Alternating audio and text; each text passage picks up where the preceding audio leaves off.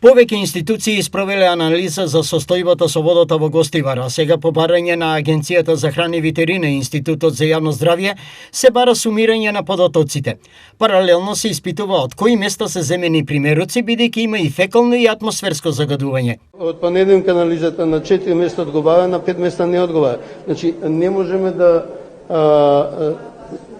со едно мерење да дадеме конечен заклучок, и последната анализа од понеделникот е таква.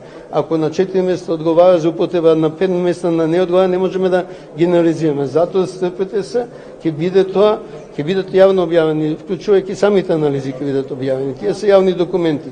Нема ништо да биде скриено, се ќе биде јасно. Само стрпете се за да не се направи збркај и штета во комуникацијата. Значи се доставени сите, чекам уште Институт за јавно здравје и ќе се споредват.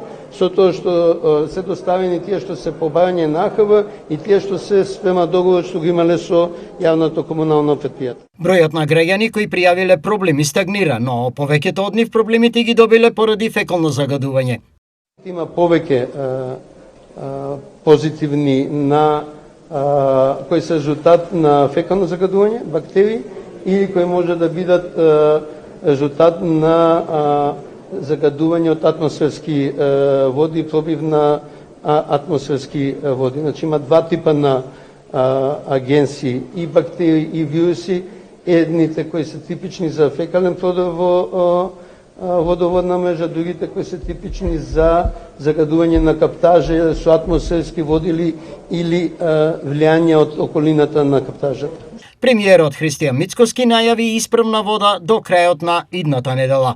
Па ако биде секако што треба, бидејќи се вклучија екипи од Скопски водовод и експерти, јас очекувам до крајот на оваа недела да имаме технички исправна вода во Гостивар. Сега треба да се пристапи кон целосно, би рекол, перење на системот, за да може да добиеме вода која што ќе има нормални граници на хлор и која што ќе биде добра за техничка употреба, а ако секако што биде планот е кон крајот на идната недела таа вода да биде добра и за пиење. Председателот на СДСМ, доктор Венко Филипче, на денешниот прес излезе со обвинение за наводно пронајдени колиморфни бактерии во водата во Лешок, Тетовско. ВМРО ДПМН реплицира: Филипче го остави здравството во тотален колапс. Тој има најмалку кредибилитет да зборува на таа тема. Примерок од Чешма, од болницата во Лешок, кај што се лечат луѓе. 51 колиформни бактерии на 100 мл вода. И пишува дека не содействува на квалитетот на вода кој што е потребен за пиење. Па добро, знаат ли овие луѓе што прават? Како е ова менаџирање на институции? Што е целта? Што е целта? Венко Филипче е последниот што има кредибилитет да зборува за состојбите во здравството. Социјалдемократскиот сојуз нема право да зборува за здравството. СДС за нивните 7 години власт направи скандали кои граѓаните ги плаќаа со своите животи. Граѓаните добро паметат во каква состојба го остави здравствениот систем по неговиот мандат, со натоложени проблеми, недостиг на кадар, долги листи на чекање и нарушена доверба во институциите. Венко Филипче, како министер за здравство, направи тотален колапс на здравствениот систем. Токму во периодот кога Филипче беше министер, голем број здравствени работници го напуштија јавното здравство, а системските проблеми останаа нерешени. Стои во реакцијата на ВМРО ДПМН. До редовните избори има уште речиси 2 години, но денес премиерот Христијан Мицкоски потсети на опцијата која граѓаните ја имаат како да сме во предизборие. Граѓаните ќе одлучуваат за кого ќе го дадат својот глас. Ако нормално одлучат да го дадат за коалицијата предводена од ВМРО ДПМН, реформите, проектите ќе продолжат. Ако одлучат да го дадат гласот за коалицијата ДУИ, СДСМ и политичката партија Левица, ќе имате работа со луѓе кои што се нихилисти, повторно ќе гледате фудбалчиња по канцеларии, ќе гледате како марихуаната станува вносен бизнис во државата, шверц, криминалците повторно ќе се вратат на улиците, ќе ги основуват од затворите. Значи тоа е разликата меѓу едната и другата влада. Претходната влада националните интереси ги стави на распродажба, а тоа во друга констелација ќе продолжи. Националните предавства ќе се потпишуваат договори за се и се што. Ова што ние како влада го нудиме е одбрана на достоинството, на интересите, на приоритетите. Тоа се концептите кои што ги нуди коалицијата предводена од ВМРО ДПМН и коалицијата во која што се политичките партии СДСМ, ДУ и Левица. Оваа индикативна изјава како во предизборие за аналитичарите не е изненадување бидејќи предвремени избори се известни, но прашањето е само терминот. Според некој тоа може да се случи во ноември, но поверојатно е тие да бидат организирани во април. Избори пред рокот очекуваат и од опозицијата и според нив Мицковски само ја чека првата прилика. Во земјоделието наследивме вистинска катаклизма и последици кои се чувствуваат се уште, но за 2 години оваа влада исплати 15 милиарди денари. Изјави премиерот Христијан Мицкоски, подсетувајќи што владата превзела од претходната власт на коалицијата СДСМ и ДУИ. Неисплатени плати во АД водостопанство, 3 плати не беа исплатени на работниците, сега тоа оди месец за месец. Со самото тоа и придонеси. Акумулациите беа претворени во мучуришта, буквално, вклучително и тука во Кавадарци, Тиквешкото езеро. Конкретно лозарите среќа беше да добијат вода за наводнување на посевите. Неколку плати неисплатени во национални шуми и долгови кон земјоделците по основ на директни плаќања од 2020-2021. Сега веќе ги завршуваме со ребалансот, ќе се доисплатат и за полјоделците и за млекарите од 2025. И веќе е почнат циклусот на пријавување за субвенции за директни плаќања во 2026 година. До сега се повеќе од 15 милиарди денари за 2 години исплатени директни субвенции кон земјоделците. Имаме зголемување на производството и намалување на дефицитот кога станува збор на увоз-извоз на земјоделски производи. Една од мерките за да се заштити цената на горивото е и намалување на ДДВ-то. Изјави премиерот Христијан Мицкоски во контекст на заштитата на граѓанскиот стандард и амортизирање на потенцијалните проблеми во економијата. Да, се разбира и тоа е една од опциите. Тоа е можеби најмалку посекувана опција од аспект на тоа дека сите денеска зборуваат за расходите од буџетот, а никој не зборува за приходите. Намалувањето на ДДВ-то би било директно на приходите, но нас ни е важен стандардот на граѓаните и ние сакаме како влада секогаш кога тоа е потребно на граѓаните да им излеземе во пресед, така да една од опциите и таа. Мицкоски не исклучува активирање на други мерки во зависност од глобалната состојба на енергетскиот пазар. Ние следиме состојбата, како влада веќе донесовме мерка со намалување на дел од акцизите за бензините и за дизел горивата. За жал, цената на берзите расте, денеска повторно се доближува до психолошката граница од $100 за барел. Војните дејства во заливот се зажештуваат, се интензивираат, така што повторно очигледно не очекуваат предизвикувачки денови. Се разбира дека ние како влада ќе интервенираме со дополнителни мерки и тие мерки дополнително ги анализираме. Дали тоа ќе бидат таргетирани мерки, дали тоа ќе бидат генерални мерки како што беше и претходно. Но важно е дека имаме основ, прогласивме кризна состојба на целата територија на државата до таму некаде октомври месец, така што веќе ги имаме сите правни механизми за да превземеме чекот. Граѓаните кои претрпеле штети од невремето, Мицкоски ги повика нив да ги пријават за подоцна да бидат обештетени. Апелирам до граѓаните да оние кои што имаат претрпена штета, ги пријават тие штети, да излезе комисија, да ја констатира и да добиеме ние како влада повторно спецификација на тие штети за да можеме да ги обештетиме. Само неколку месеци по формирањето, довербата во бугарската влада паѓа, а паѓа и довербата во премиерот Румен Радев. Ова е веќе втор месец поред. Вакви резултати покажува анкетата на агенцијата Market Links, спроведена за радиодифузерот БТВ на 1020 граѓани во периодот од 11 до 19 јули. Според агенцијата, трендот сега е постојан, а не моментална реакција. Довербата во владата се намалила за 8% во споредба со мај, а недовербата се зголемила за 11%, покажува анкетата.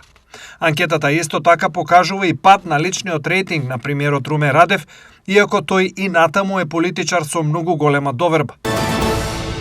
Хрватското министерство за здравство одлучи дека некои државјани на трети земји, вклучувајќи голем број странски работници, ќе мора да се подложат на здравствен преглед пред да го продолжат привремениот престој во Хрватска. Новата мерка се однесува на државјани на земји на кои им е потребна виза за влез во Хрватска и Шенген зоната. Меѓу нив се меѓу другите работници од Индија, Непал, Бангладеш, Пакистан, Филипините и Египет, кои веќе имаат привремен престој во Хрватска и аплицираат за негово продолжување.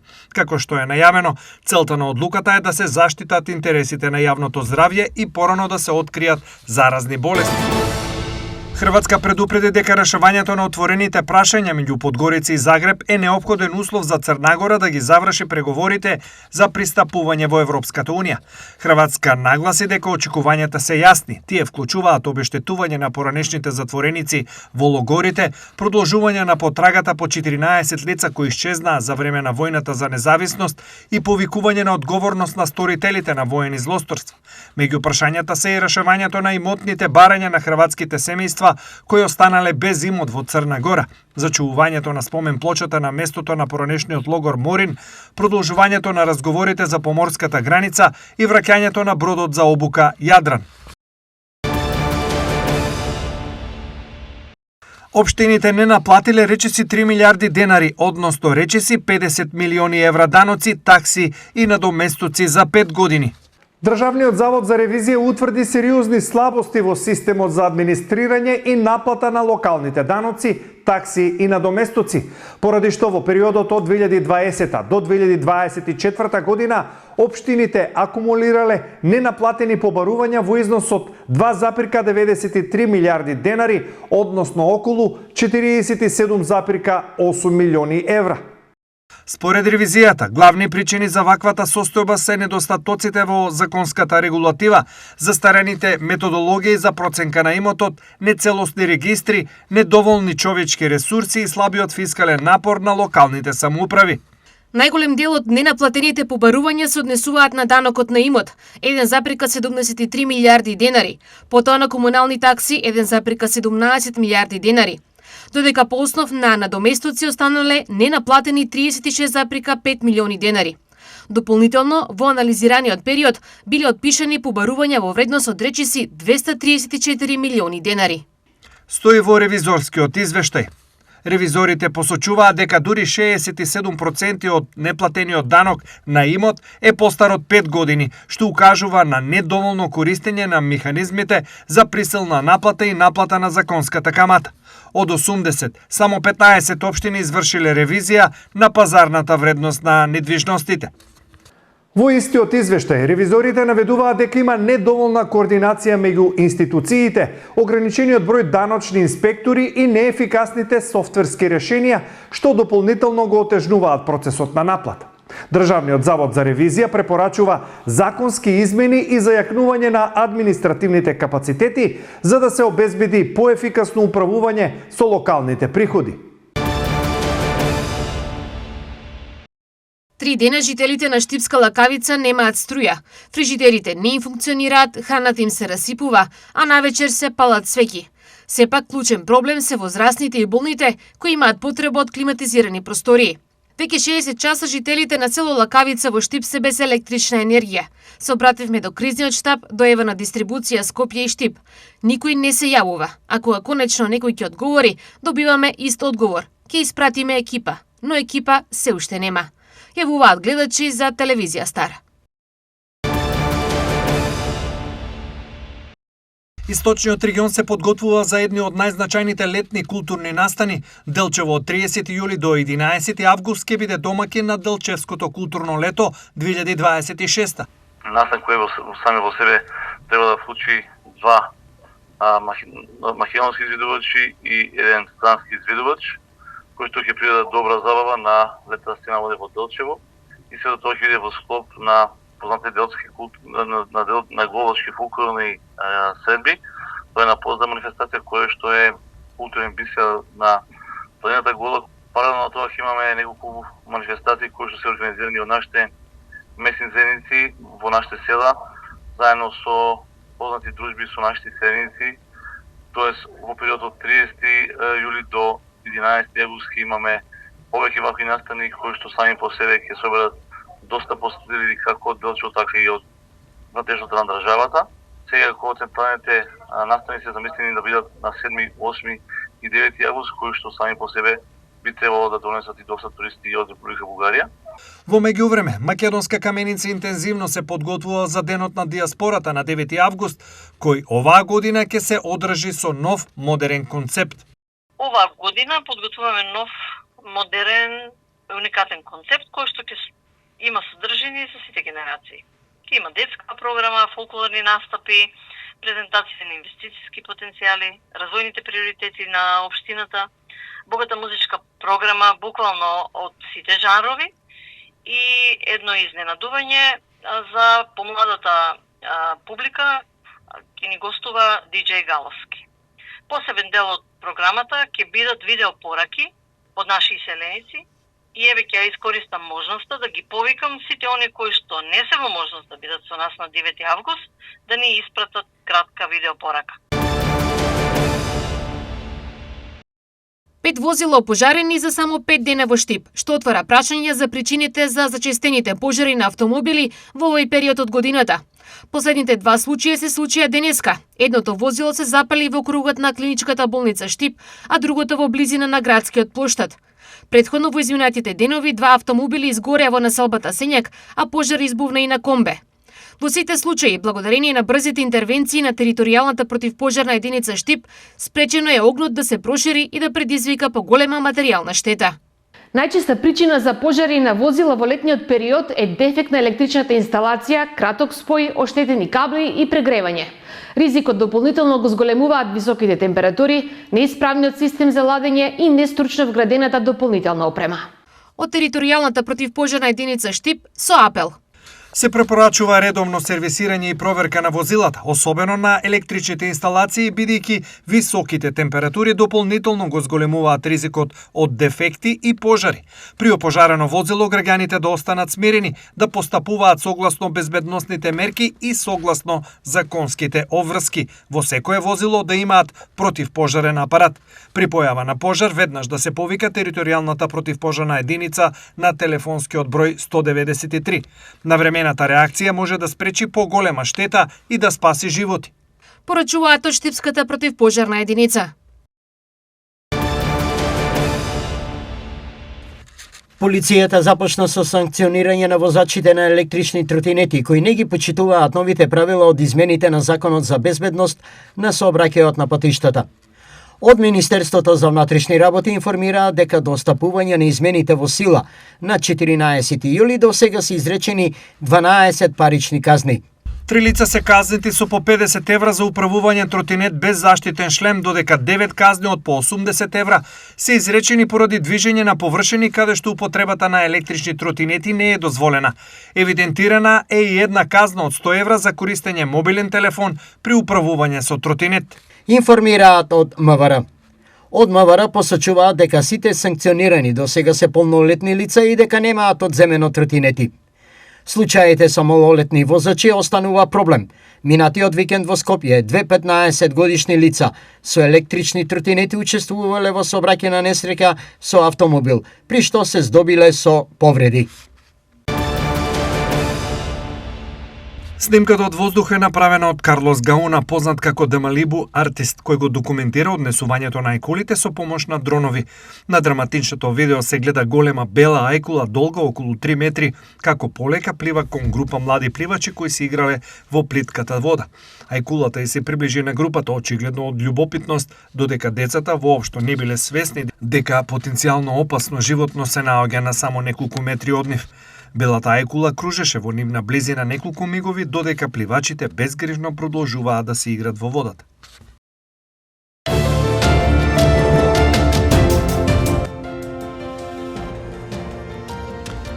Утре времето облачно со локални врнежи од дожд. Температурите во значителен пат ќе се искачат до 23 степен. Ветрот ќе достигне брзина од 8 км на час. Влажноста на воздухот ќе биде 65%. Температурите по градови се следните.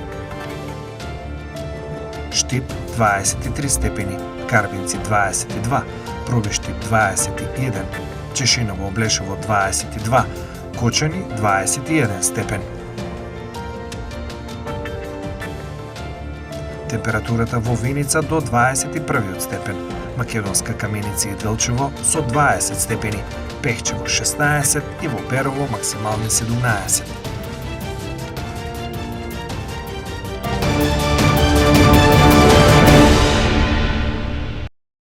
Според православниот календар, утре е ден посветен на светата великомаченичка Ефимија. Католиците се спомнуваат за Кристина.